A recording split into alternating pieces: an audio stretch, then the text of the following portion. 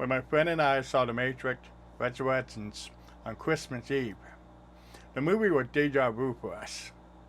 Thomas Anderson, played by Keanu Reeves, is a video game designer in San Francisco.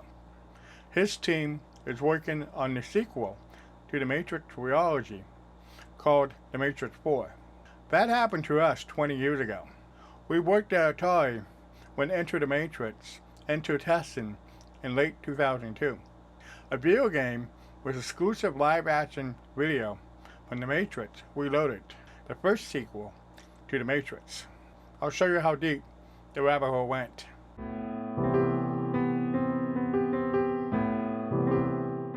Before I talk about Enter the Matrix, I need to talk about Atari that existed in 2003. When people think of Atari, they remember Nolan Bushnell, Steve Jobs, and Steve Wozniak. The original Atari that ushered in video game arcades and home consoles in the 1970s.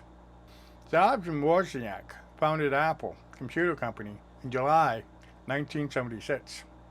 Bushnell sold Atari to Warner Communications in September 1976. The original Atari went bankrupt after the video game market crashed in 1983. Atari made more ET extraterrestrial cartridges than there were consoles to play them on. It didn't help that ET was a poorly made video game rushed out the door for Christmas 1982. The Atari intellectual property, or IP, floated around the industry for years. Infogrames, a Paris-based video game publisher, went on a buying spree from 1996 to 2002. I worked at Accolade for a year when Infogrames bought the company in 1998. Hasbro Interactive, which owned the Atari IP, got bought in January 2001. That meant Infogrames owned the Atari trademarks and the rights for all their old video games.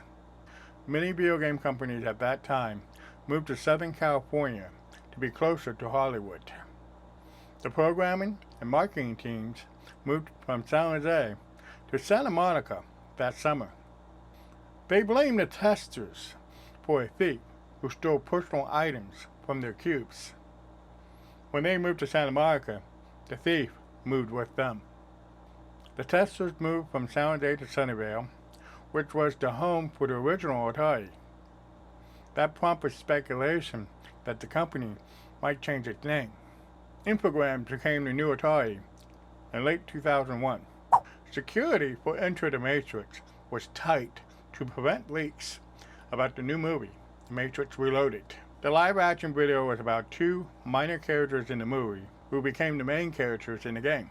Cap and Niobe, played by Jada Pinkett Smith, and Ghost, played by Anthony Brandon Wan. Management kept the game discs for the PC, Microsoft Xbox, Nintendo GameCube, and Sony PlayStation 2 under lock and key. Every morning the disc got checked out by the supervisors. Every evening the disc got checked back in by the supervisors. And then one day, management's worst fear came true. A set of discs went missing. What made the situation weird was that the missing discs didn't have the live-action video files. The game itself revealed nothing about the new movie without those video files.